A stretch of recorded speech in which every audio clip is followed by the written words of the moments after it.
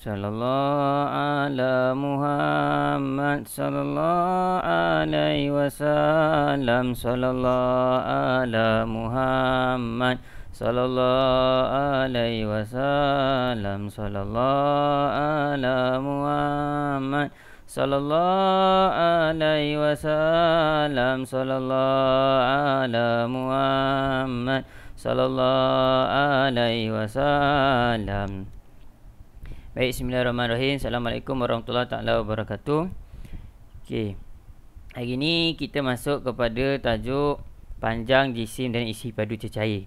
Tapi kita akan sentuh tentang panjang terlebih dahulu. Baik, kita tengok kepada kita punya buku teks. Tu kita akan tengok tentang kenal milimeter dan juga kilometer. Milimeter dan juga kilometer. Kita tengok buku kita.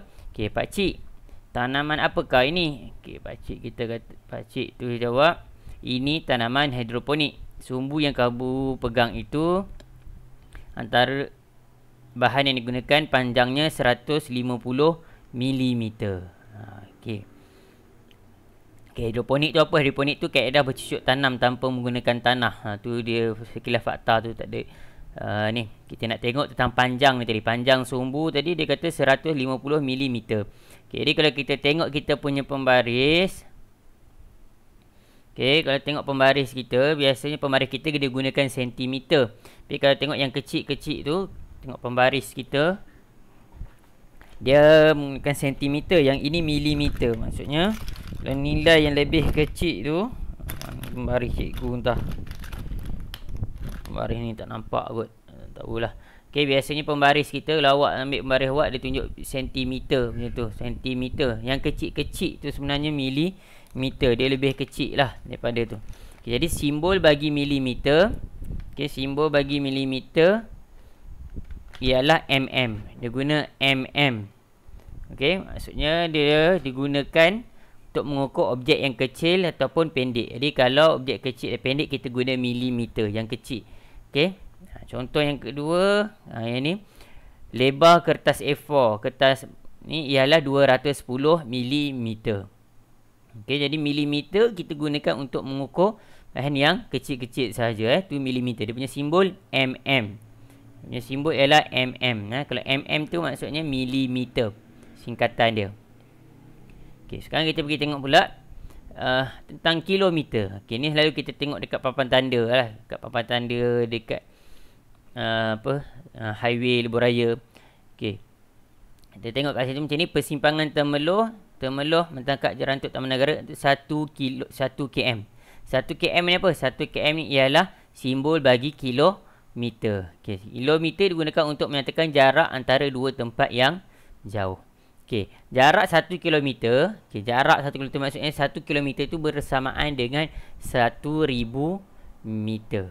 Okey, 1 km bersamaan dengan 1000 meter. Okey, kita tak sentuh lagi sentimeter kita baru sentuh milimeter, mm dan juga km. Jadi kita kena faham milimeter untuk benda bahan-bahan yang kecil, yang pendek.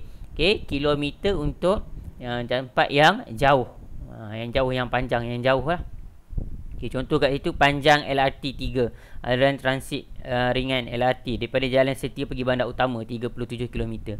Kalau daripada Awan Besar pergi kepada Seri Petaling, berapa kilometer? Tu contoh. Okey, tak cerita tentang banyak ni sebab kita nak lebih kepada kenali asas saja. Jadi kita tengok buku teks kita, muka surat 172 ni. Okey, jadi kita pergi pada uji diri ni.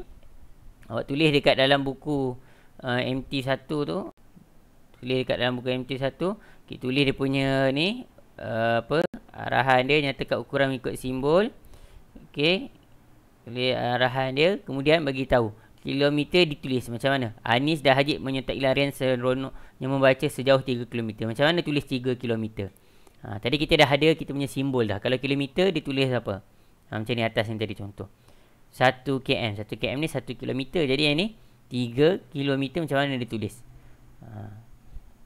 3 km sajalah. Cikgu tu bagi jawapan je lah. Awak tu nanti terus salin dalam buku sajalah. Kalau dalam macam tu caranya. Okey. Jarak jajaran MRT Kajang ke Sungai Buloh ialah 51 km. So 51 km ditulis apa? Ni tadi 3 km. 3 km. Okey. Dan ni ditulis 51 km ditulis 51 km. Macam tu. Okey, kemudian C, kunci ni. Kunci ialah 48 mm. Benda yang pendek kan? Pendek tadi, kecil juga kata kita guna millimeter. Jadi, kunci ni ialah 48 mm.